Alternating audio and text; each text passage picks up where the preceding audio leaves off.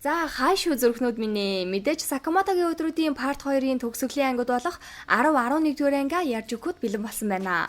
Мөн ч их хүлээлгэлээ дээ, тийм ээ? За эхэлцгээе. Нэрээ та бүхний маань сайн мэдих Cairo Store дэлгүүрт маань сониноос маш олон загварын шин загварын гой гоёнгийн сонголттой аниме футбол күүдинүүд иржээ.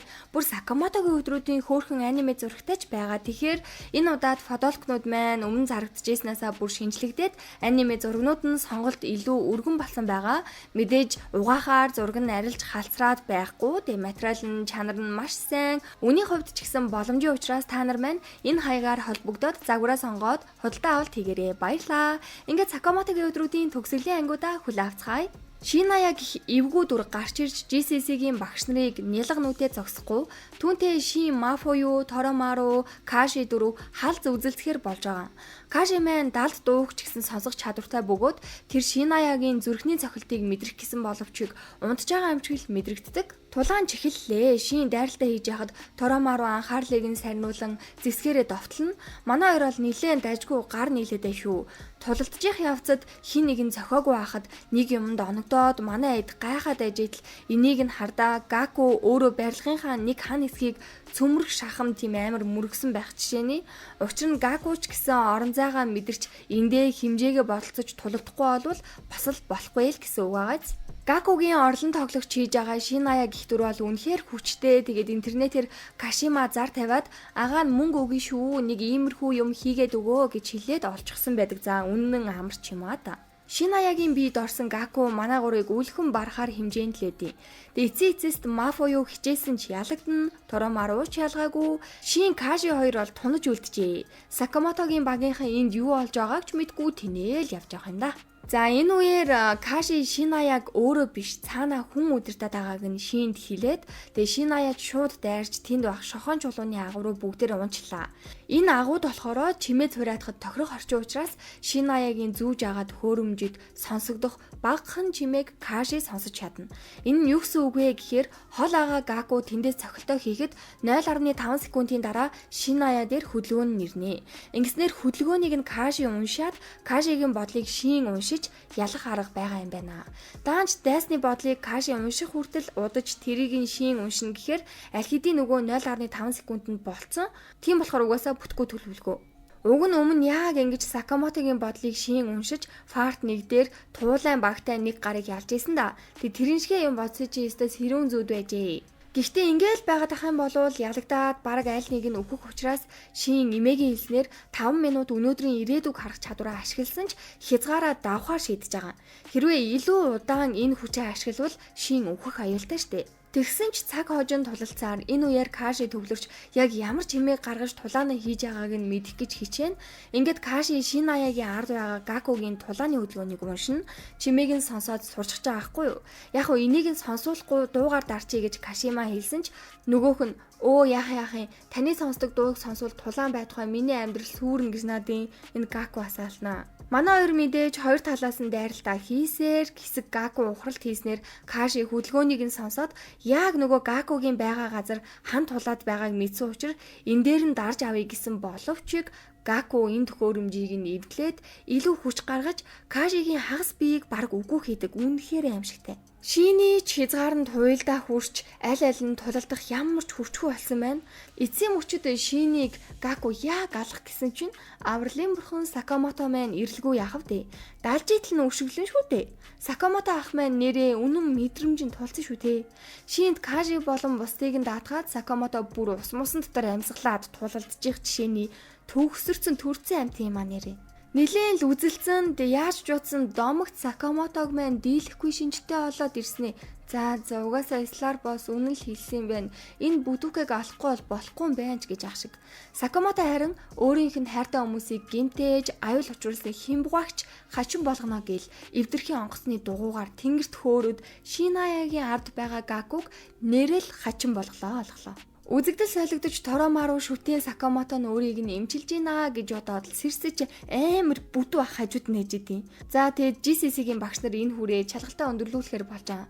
Тэнцэн хүмүүс нь гэвэл нөгөө Kill Baby, Торомаро, Мафою, Акира, Сакамото, Шин, Каши энэ долоо маань тэнцэн байдаг.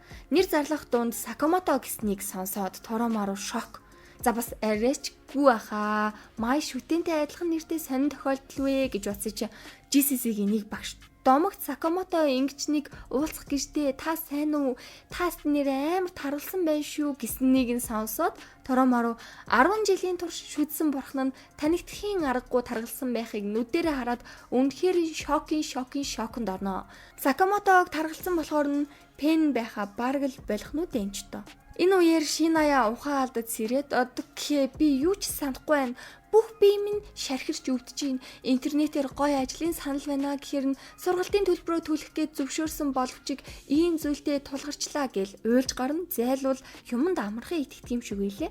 Ярианыхаа дундуур бугын багтай бас цагаан устай царилэг залуу гэхийг нь Сакамото сонсоод шууд Ислар гэдгийг мэднэ. Тэгээ Каши цаанаас нь чимээг нь сонсоход тэдний баг өөрсөд дээрээ хүмүүс илсүүлж цэргээ нэмэх төлөвлөгөөтэй байгаа.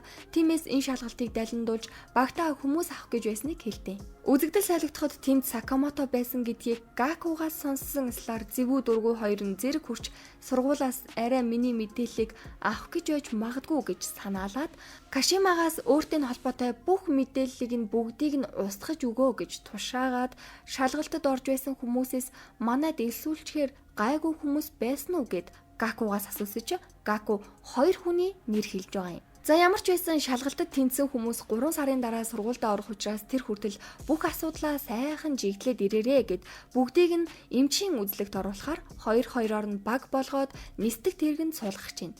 Тэгээ Акирач Сакамото ба таньда үнэхээр их баярлаа. Сургууль дээр тухтай уулзъя чао гэл салах ёс хийцгэн. Мафуюу Торомаро хоёр нэг нисдэг тэргэнд суугаад Торомаро Мафуюугийн царайн цонхгөр байхаар нь жоохон яриа өдөөдөж ирсэн чи яасан гэж нөгөө Канагурын найруулагч байж идэв. Тэгээ энэ дийг баг алангаа алдсан болохоор Мафуюу шууд буух гэтэл хажуу талаас нь Каролайн гих эвгүй гар хөөй залуу хүү бити дураараа хөдлөөдөө алчи шүү энэ. Тэгсэн холбоогоор Ислар болон андаа гөгшөн наадуулчин амьдараа хэрэгтэй гэдээ. Ордерийн 3 хүртэл Исларын талаар ярилцж байна. Хэрв Ислар алуурчдын холбоог тэр чигээр нь устгавал энэ улсын зүгээр л аллахын хот болж хувирна. Цагдаа нар байгаа ч хүчээ гаргасан ч ямар ч нэмэргүй зүгээр л нэг гэмт хэргийн хот болох юм байна лээ. За нөгөө удахгүй нурж унах гэж байгаа барилгарахгүй юм дотроо айл хэдийн Мафуюу Торомаро хоёрыг олзлоод аваад иржээ. Тэнд бас нэг сонин ягаан устэй ягаан нүдтэй гар байна. Хамгийн гол нь энд алдарт ордерийн Канагури байна гэхээр энэ найруулагч Ислар руу аль хэдийн урвсан болж таарлаа. Исларч хоёр хөөрхнөө энд гинт аваад ирсэн шок л үсттэй аргагүй. Гэтэ та хоёрыг өвдөхгүй. Бид бол нэгэн зорилгын төлөө энд хуран цугласан билээ. Хамтдаа алуурчдын холбоог устгаж энэ дэлхийг байгалийн хуулийнхын дагуу явуулъя гэж мэгэд заа.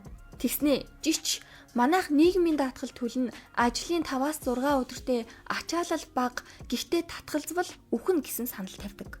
Сакамото шин хоёр гэртээ эргэн ирсэн байна. GCC-гийн шалгалтын үеэр ямар зүйл тохиолдсон, яасан хийсэн гээл сонио ачингаа нөгөөдөө хуваалцаж буу халж итэл GCC-гээс загтал иржээ. Шалгалтын хариу юм байна. Тэрэнд манай шин бүр нэгээр тэнцээд гоцоогоол гараад ирсэн. Харин Сакамото бүр унтсан байвал яах вэ? Дэнэндэн шин уурлаад май шүтэнийг яаж унгаад чадчихна ухааны ботцоо уурлаад хил ам хийх гээл сургууль руу залгасаж манай сургуулийн дүрмд толгойд нь мөнгө амласан үнийг тэнцүүлдэггүй штэ sorry bye гэж авд юм да. Энэ үед хаанаас ч юм гинт Нагума гарч ирээд за зүгээрээ бүү санаа зовоо. Надад нэг санаа байна гэл санаагаа хэлж шүү. Нагума GCC-д дадлагын багшаараа ажиллаж мөрдлөг хийх гээд бүх бичиг баримтаа бэлтгэсэн байж ич тэгээд дааж Кёто руу аяллаар явах гээд тэр өдрөнд авцаад байгаа болохоор Сакамотог дадлагын багшаар орчих гэж байна. Гэхдээ Сакамото энэ хിവэрээ орж болохгүй учраас эхнэрийнхэн дүрд Нагума хувиргаж өгөөд оруулцдаг. 24 цаг л ингэж хувирах боломжтой. Сургууль дээр бол мэдээж өстэй амьдрах үхэхийн наагур юм болт юм байна. Нэг ангид хичээл орж яхад Акира хоцорч ороод багштай баригдсанаас болоод нилээн том биетэй гартай өөрийгөө хамгаалах бэлтгэл хийх гэсэн чинь Сакамото орж ирээд балбаа хийж байгаа юм чинь. Хардаа хөөрхөн болцсон байгаа.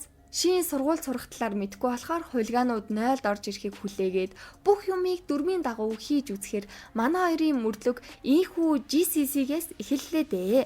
Манай хоёр Исларын талаар мэдээллийг олж чадах болов уу? Ингээд Тэсийн хатан хүлээж исэн Сакамотогийн өдрүүдийн 1-р бүлгийн part 2 албан ёсоор дууслаа. Дуусан дуустал нь үзсэн зүрхнүүддээ баярлалаа. Тэгээ шинэхэн гайдаараа эргээд уулзцаая гиснээс Сакамото шин 2 сларыг ялж чадах болов та нар юу гэж бодож байна? Тэгээ дараагийн бүлэг нь хизээ гарах талаар одоогоор баттай мэдээлэл байхгүй байна. Тэгээ мэдээлэл олоод гарахаар болчих юм бол Юкийн ярьж өгөх болно. Ингээд таалагдсан бол лайка дараад subscribe дараарай. Баярлалаа. Зүрх.